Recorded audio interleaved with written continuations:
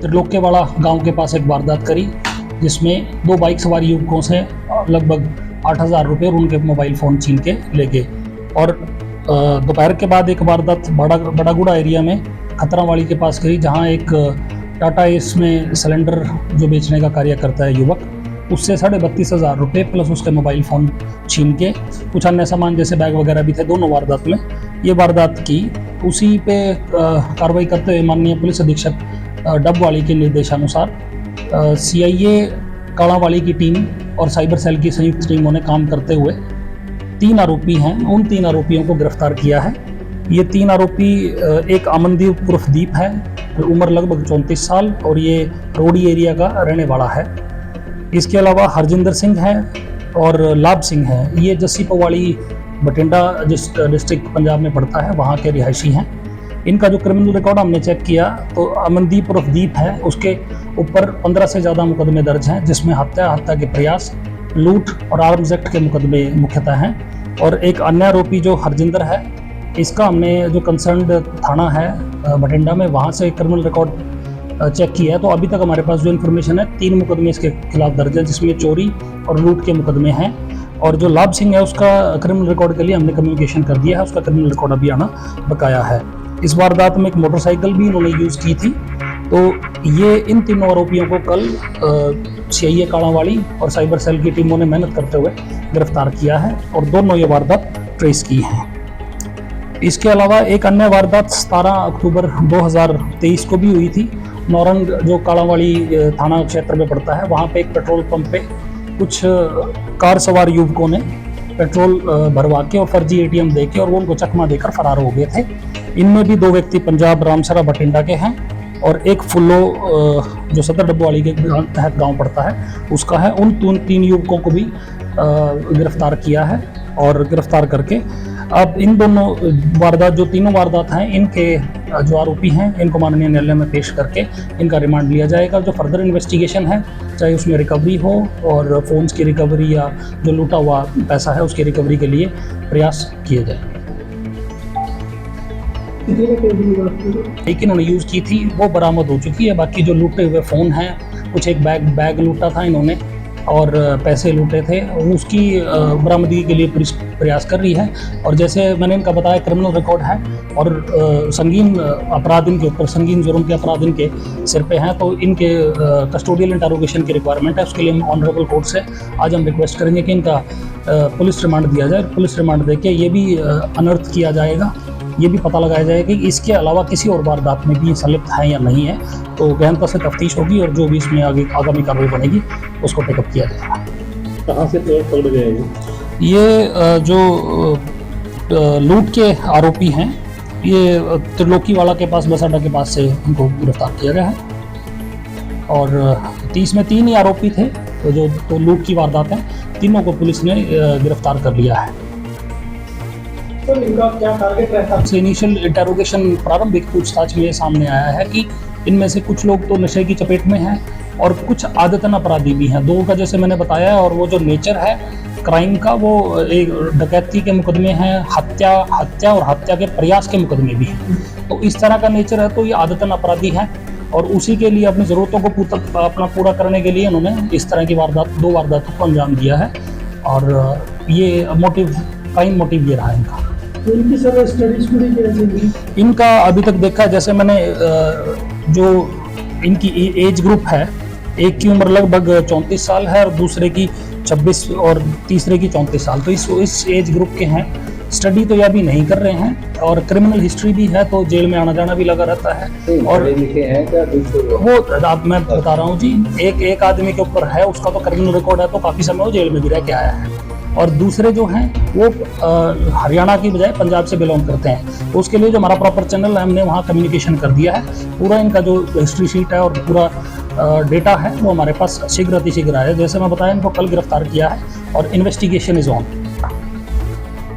Sir, आपको crime दी गई, जैसे कालावाली भी पंजाब से कैसा दवाई लेके तो एक साथ लड़ते हैं, क्या आपकी सबसे बड़ी प्राथमिकता है कि यहाँ पर इस बॉर्डर एरिया में जो बढ़ता क्राइम है, जिसमें तस्करी नशे की भी है और दूसरा अपराध? अभी जैसे पुलिस जिला ये बनाया सरकार की तरफ से आदेश आए हैं और यहाँ जिला बनते ही एक पुलिस अधीक्षक स्तर के अधिकारी बैठते हैं। माननीय सुमेर सिंह जी हैं, उनको नए नवनियुक्त पुलिस अधीक्षक यहाँ लगाया गया। उनके कुशल दिशा निर्देश में सारी क्राइम टीमें हैं हमारे पास और जितने भी SHOs हैं, लगभग 7 थाना इस जुरिस्डिक्शन में पड़ते हैं। सभी बड़ी नेक नीति से और लगन से अपना अपना काम कर रहे हैं। जैसा ये एरिया है, ये ड्रग अफेक्टेड है, लॉन्ग बैक काफ़ी समय से है और उसी पे लगातार कार्रवाई हो रही है। हमारा मेन फोकस जो है क्राइम कंट्रोल पे रहेगा जी।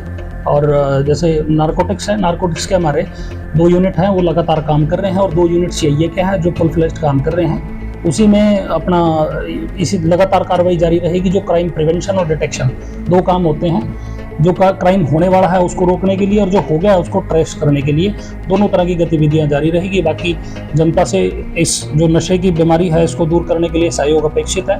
जनता का सहयोग हमें मिल भी रहा है और जो डिटेक्शन की कार्रवाई है, जो लोग पेडलर्स हैं, तस्कर हैं, इस काम में संलिप्त हैं, उनके खिलाफ कार्रवाई हो रही है, आगे भी जारी रहेगी।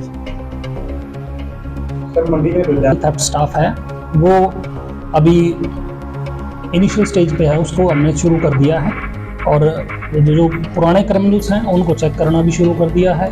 जनरली मैं जैसे बता रहा हूँ, एपिसेंटर नशा है, नशे का ही व्यक्ति यहाँ लूट भी कर रहा है, चोरी भी कर रहा है और किसी तरह की भी वारदात वो करता है, तो उसका एपिसेंटर नशा है। तो हमने वो सारा काम करना शुरू कर दिया है और जल्द से जल्द जो व्हीकल थेफ्ट का एरिया है, हॉटस्पॉट आइडेंटिफिकेशन का काम है कि कौन सा ऐसा एरिया है जहाँ से बाइक बहुत ज़्यादा चोरी हो रही है। वो रेलवे स्टेशन वाला एरिया है और कुछ एक शहर का एरिया हमने चिन्हित कर लिया है।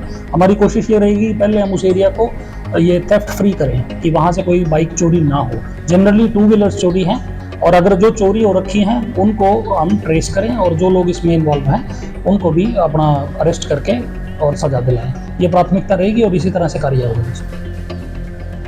के पास जो बॉर्डर एरिया है तो अभी so far as I have information 150 के करीब किलोमीटर का एरिया हमारा लगता है पंजाब का और 54 के करीब लगता है राजस्थान का। तो 200 किलोमीटर का बॉर्डर है। ये चुनौती बहुत बड़ी है, बट आपके सामने ही है। ये 3 वारदात जो मैंने डिस्क्लोज करी हैं, इसमें 4 आरोपी पंजाब के हैं और वारदात भी ज़्यादा पुरानी नहीं है, 1 हफ्ता भी नहीं हुआ है और एक तो 4 दिन में ही ट्रेस की है। तो हम बात तो यही है कि अगर ये वहाँ जाएंगे भी तो तफ्तीश करके हम अगर उनको उस समय अगर हमारे पास कोई ऐसा मीडियम नहीं है उनको रोकने का, तो बाद में ट्रेस आउट करके इनको सजा दिलाना हमारा काम रहेगा। और ये तो बॉर्डर पहले भी था जी, आज भी है, तो वो तो अब पुलिस अपना डिटेक्शन का काम नहीं छोड़ेगी। रही बात नाकाबंदी की, इतने जितने रास्ते हैं और जो लोग ये करते हैं they are familiar with the roots. तो रूट्स को उनको पता है भी कौन से रूट्स पे क्या रहेगा, कौन से पे कैमरा लग रहे हैं, उनको वो अवॉइड करते हैं। But still we are able to catch them. It means हम ये जो कार्रवाई है धरपकड़ की, क्राइम नाका लगाने से कम हो सकता है बट रुकेगा तब जब अपराधी को पकड़ के सलाखों के भीतर अंदर करा जाएगा। उसी तरह की हमारा काम है और यही माननीय पुलिस अधीक्षक महोदय के निर्देश हैं और इसी तरह से हम काम करेंगे।